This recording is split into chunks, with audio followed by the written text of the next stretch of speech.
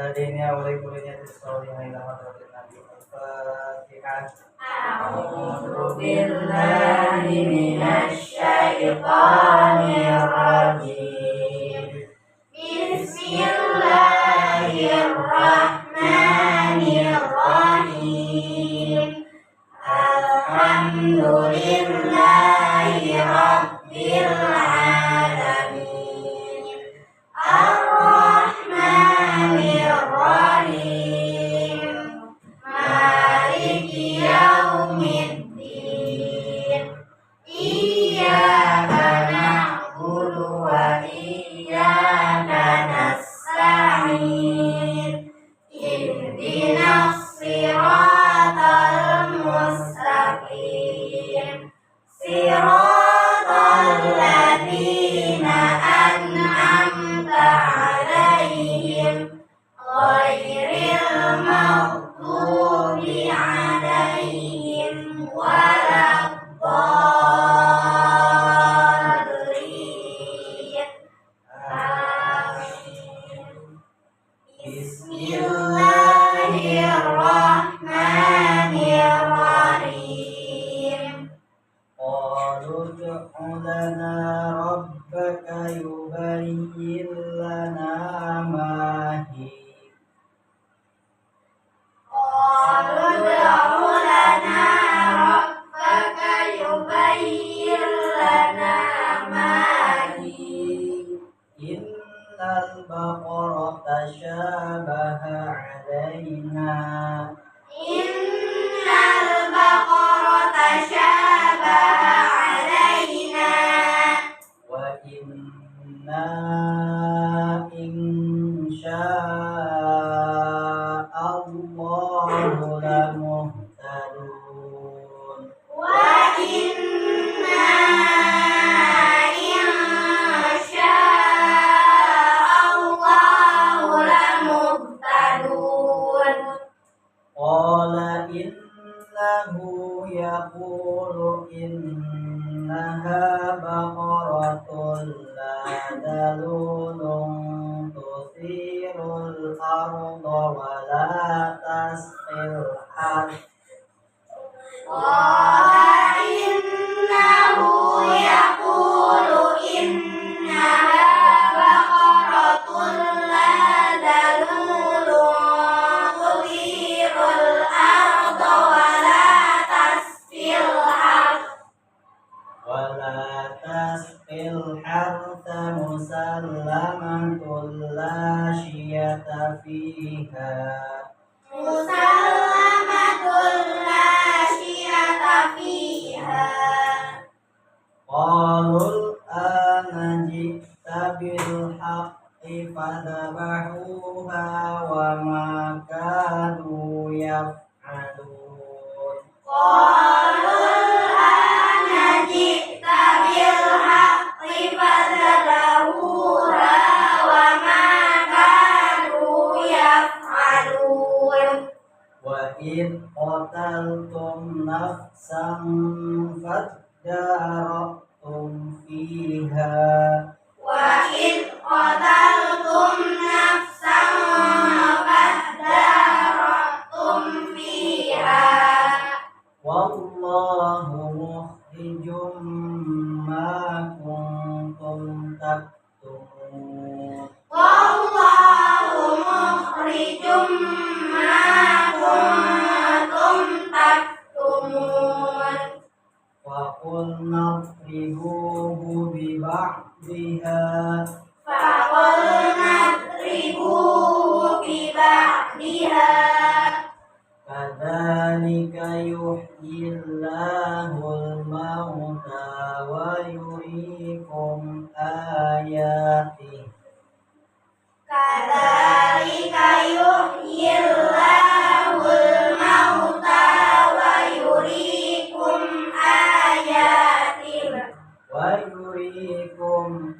ayatihi la'allakum ta'qilun. Wa yuriikum ayatihi la'allakum ta'qilun. Sadaqallahul azim. Sadaqallahul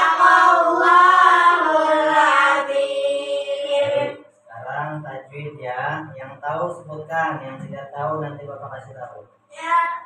Oh, Tabi'i. tabi'in qalud. Qala Sukra. Qalu da'u lana rabbaka yubayyin. Idgham. Idgham. Tidak guna. Bila guna yubayyin lana ma hi. Guna saja. Innal Alif lam mim ya. Innal baqara tashabaha alai. Madlin ya, alaina wa inna mat jaiz munfasil insya'a mad wajib muttasil Allah. Oke, la muhtadu qala innahu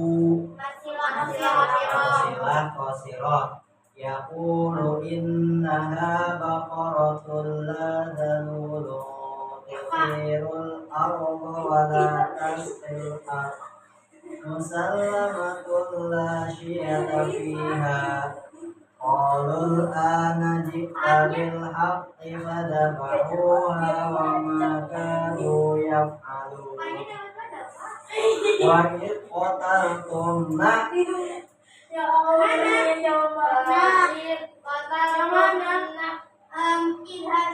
Idhar Syafawi nafsan fadzaratum fiha wallahu mukhrijum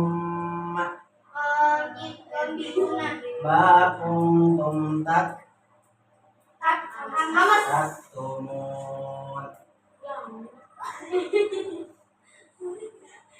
Shadaqallahul adzim. Allahumma arhamna bil Qur'an waj'alhu lana imaman wa nuran wa hudan wa rahmah. Allahumma dhakkirna minhu ma nasina wa 'allimna minhu ma jahilna warzuqna tilawatahu ana al-laili wa atrafan nahar waj'alhu lana hujjatan ya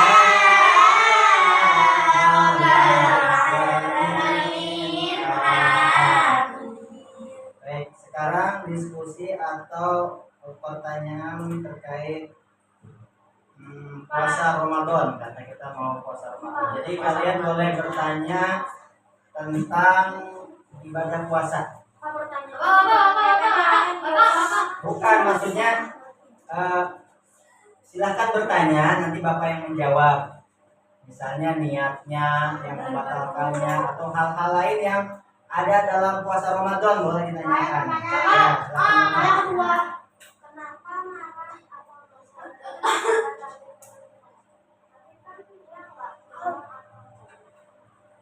Sebetulnya marah ya, mau marah nih.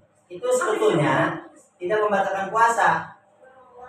Ya, mengurangi bahkan bisa menghilangkan pahala puasa. Harusnya kita hari itu dapat pahala puasa, tapi ternyata hilang pahalanya. Karena apa? Karena kemarahan itu. Berarti pada saat kita marah, kita sedang dikendalikan hawa nafsunya oleh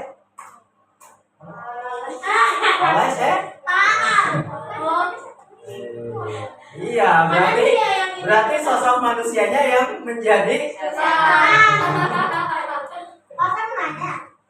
bukan wujudnya ya, tapi perilakunya, ucapannya, tingkah lakunya. Iya betul. Ya. Disengaja atau tidak disengaja? Sengaja. Contoh, maaf nih. Kumpulin, maaf ini jorok ya. Dikumpulin ya. kemudian ditelan, itu membatalkan. Disengaja kan? Kalau tidak disengaja, hanya biasa aja seperti kita cap atau mungkin menelan seperti biasa supaya tenggorokan ini berfungsi, itu tidak membatalkan. Tapi kalau udah sengaja keinget Ya beda kalau itu mah ya. Kalau nggak sengaja, jangankan itu minum makan aja kalau nggak sengaja tidak batal. Namanya tidak sengaja. Enggak, ya karena nggak diniatin minum, nggak disengaja dikumpulin, kalau gituan. Ya. Karena dasarnya memang di mulut kita ini ada cairan ya berupa ludah itu. Emang keluar lagi? Saya emang enggak. Oh maksudnya yang ada lagi, iya karena sifatnya mulut itu mengeluarkan cairan. Ya. Kalau mulut tidak mengeluarkan cairan maka kita itu akan kekeringan. Bisa jadi bibir kita pecah-pecah. Lidah kita juga termasuk. Terus kenapa ada yang udah ada dulu tapi masih ada aja orang? Karena dia mengandung zat panas. Misalnya dia itu suhu badannya lagi kurang sehat, panas kan, bisa pecah. Atau bisa jadi dia kurang cairan. Cairan minum ya, bukan cairan yang lagi puasa. Yang misalnya waktu berbukanya, waktu sahurnya, bukanya minum es, sahurnya minum es buah juga misalnya gitu ya. Maka ya itu yang menyebabkan panas. Kenapa es itu dingin tapi bikin panas? Sebetulnya es itu mengandung zat panas bukan dingin. Iya. Emang dipegangnya dingin, tapi sebetulnya dia mengandung zat panas. Makanya dia bisa menyebabkan tubuh kita menjadi panas bukan dingin. Berarti orang yang sempurna itu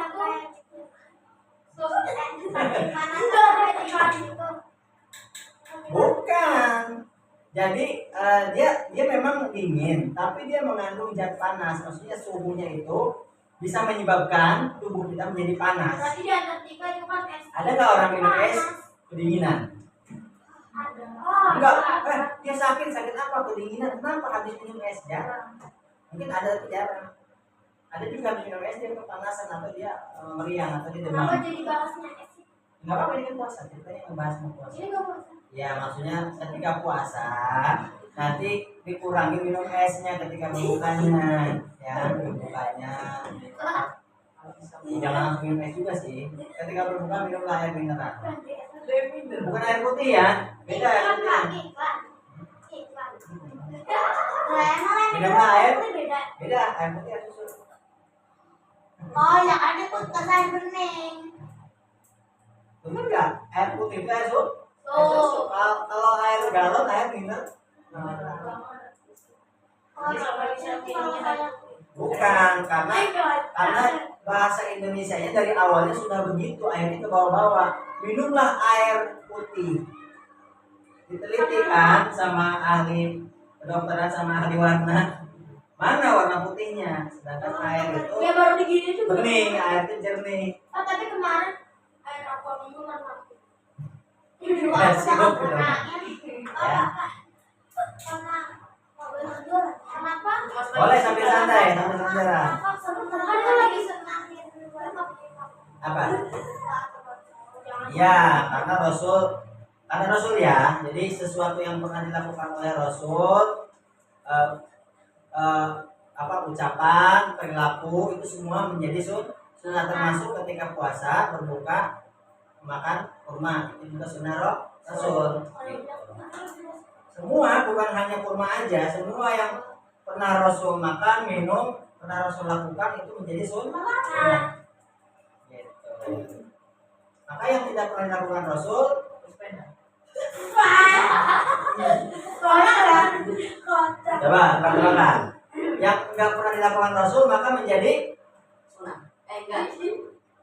Haram. enggak juga. Bukan. Nah, kalau orang sekarang banyak memperdebatkan semua yang nggak pernah dilakukan oleh Rasul, semua yang nggak pernah diucapkan oleh Rasul itu namanya bid'ah. Banyak yang menyebut mengatakan bid'ah. Ya, tapi bid'ah itu bukan berarti dia sesat ya. Ya memang yang sesat itu yang misalnya mengarahnya kepada ibadah. Contoh, orang sholat di atas kuburan. Emang dia sholat ibadah, dia ibadah sholat, tapi sholatnya di atas kuburan, maka menjadi bid'ah dolalah namanya, bid'ah yang sesat. Dia sholat tapi di atas kuburan. Kuburan yang gimana? Iya, makam di atas makam. Iya, karena Ya misalnya makam nih di atasnya dikasih keramik, sholatnya di atas keramik itu, di atas makamnya, nggak boleh. Ya. Hah? Iya, bisa contoh.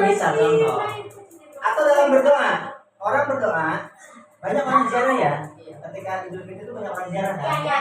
Tapi dia ziarahnya itu bukan meminta kepada Allah. Contoh dia ziarah ke ulama besar, ke para kiai atau ke para syekh misalnya ya. Ya syekh, tolong saya.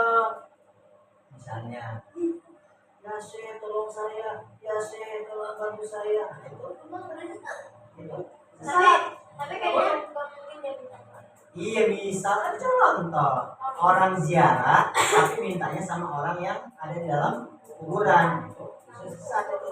Ziarahnya diperbolehkan, tapi meminta sama orang yang meninggal itu nggak boleh. Itu meninggal. Ya, ini gimana caranya? Mintanya sama Allah. Ya Allah, dengan wasilah saya berziarah kubur di makam ulama ini, semoga Allah memberikan keberkahan, keselamatan dan lain sebagainya. Itu caranya. Tadi kata Nisa, kalau meminta sama orang yang tapi disampaikan ke Allah katanya. Bukan minta sama Allah dengan perantara ziarah ke makam. Itu caranya begitu. Bukan minta ke makam, bukan minta Minta dikubur. Nah, itu bukan ya. Dikubur. Gitu.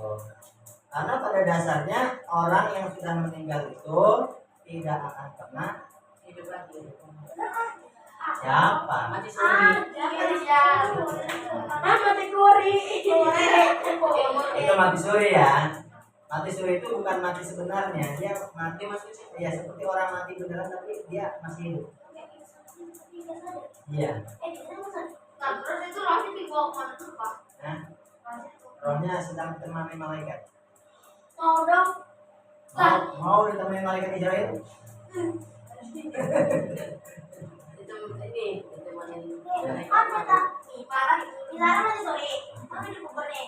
Kan nggak tahu kalau mati sore. Nah, itu cara tahunya kalau dia mati sore gimana? Ya makanya dari matanya. Enggak, kalau ketika mati suri orang gak ada yang tahu kalau dia mati suri. Karena dia seperti persis seperti orang meninggal beneran. Berarti kalau dari kubur ya udah meninggal. Ya makanya banyak kejadian kan. Setelah dia dimandikan, dia bangun. Iya. Ada Pak di dia. Baru orang tahu bahwa dia itu sebetulnya mati suri. Lagi digotong ke makam, contohnya goyang-goyang di kerandanya. Orang akan tahu itu mati suri. Tapi dia bakal lupa apa gimana? Enggak, dia itu gini, ketika dalam keadaan mati suri, dia diperlihatkan oleh malaikat, oleh Allah melalui malaikatnya, kehidupan di alam sana. Misalnya, Pasti langsung gimana? ya misalnya siksa kubur itu diperlihatkan. Aduh, kalau diperlihatkan berarti kayaknya rohnya dari kubur dia tahu. Dia tahu, Tapi kan berarti dia cuma menyaksikan tapi ya, dia cuma menyaksikan bahwa orang yang sudah meninggal itu dalam kubur seperti apa dia sudah menyaksikan. Gitu, nah. Ingat ketika dia hidup lagi, ketika dia sadar lagi, Jadi bisa ada kesempatan buat tobat. nah itu adalah langkah ya, itu kesempatan langkah bagi orang yang dikasih kesempatan oleh Allah merasakan yang namanya mati suri. Habis itu misalnya Pak kalau linglung. Hah? Apa linglung itu? Oh itu ya, pikun ya. Ya pokoknya mah diperlihatkan aja gitu ya.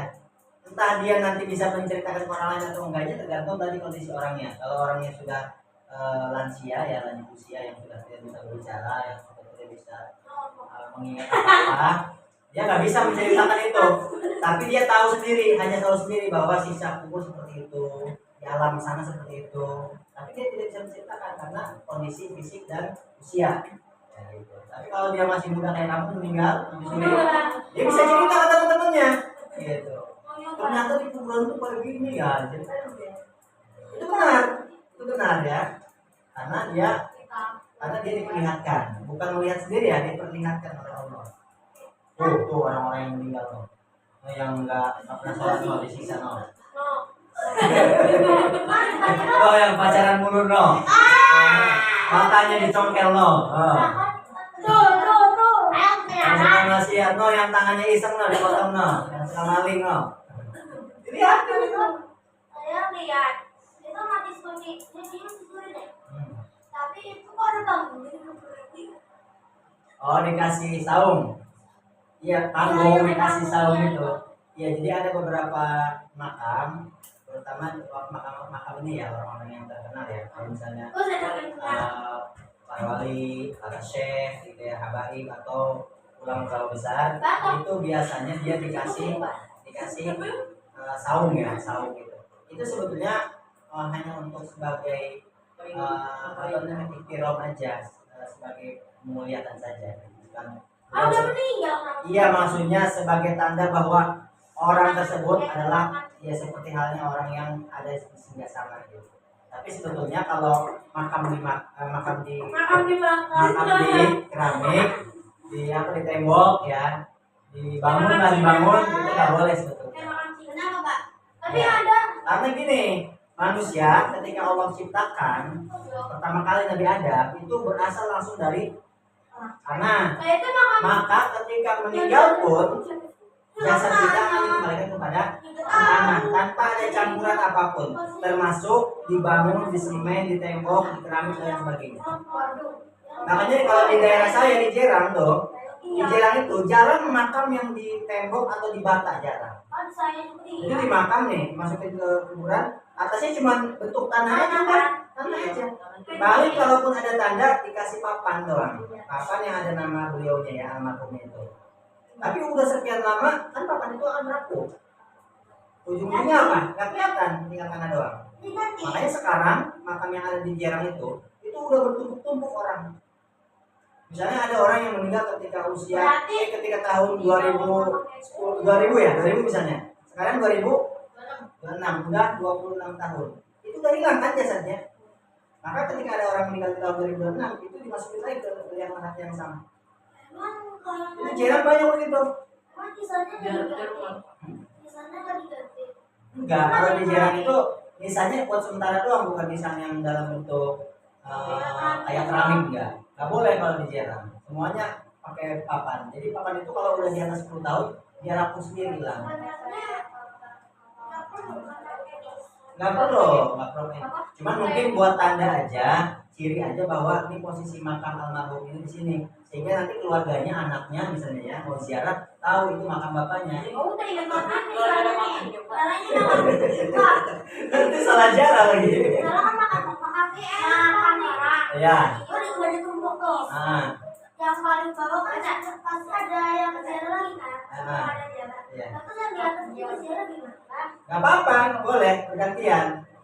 Oh nanti semuanya jasad di dalam kubur itu semuanya akan hancur, ya kan? Hancur lah semuanya. Makan enggak? Iya. Tapi kan ada katanya kalau. Nah, hanya orang-orang spesial pilihan Allah yang jasadnya masih utuh itu. Nah, di daerah Bapak itu, Bapak orang Pandeglang. Di Pandeglang itu ada satu pesantren namanya pesantren Darul Ihsan. Nah, kiainya ini meninggal. Udah lama meninggalnya. Tahun 2000-an lah, 2000 ya meninggal. Nah, kemarin 2025 ini pesantren dipindahkan karena lahannya itu sempit dengan jalan. Dipindahkan pesantrennya ke lahan